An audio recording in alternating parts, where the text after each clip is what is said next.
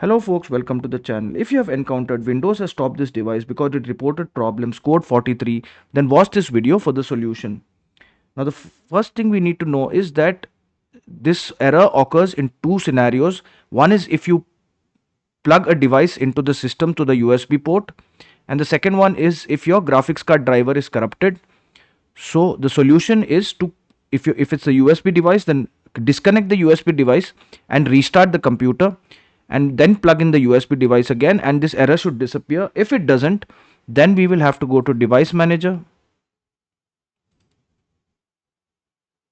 and let's say for example I plugged in a camera using the USB device and I got this error message. So what I will do is I will right click on update driver, search automatically for drivers, and then I will go to universal series bus controllers here, and I will update all these controllers, or I will reinstall all these controllers if that update doesn't work. So to reinstall, I will just click on uninstall device, uninstall, and then I will uninstall the second device.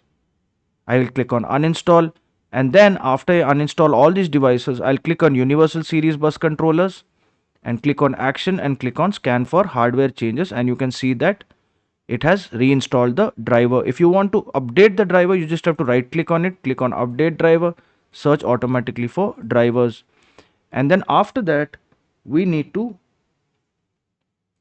restart the computer by clicking on the start button, the power button, and restart, and we should no longer face this error device. Now if we are having this problem with the graphics card, then we need to reinstall the graphics card device. Now see, for example, I have display adapters here and I have a AMD Radeon TM graphics card.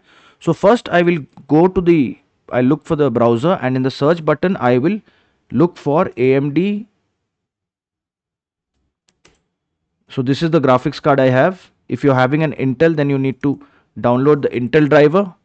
So look for this and then go to the website,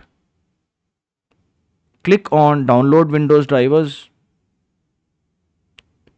and then once it is downloaded, you need to open the file, right click on it, and then click on run as administrator, and it should uninstall and reinstall the graphics card driver for you. And then you should just restart the computer by pressing the start button, the power button, and the restart button, and you should no longer face this error with the graphics card.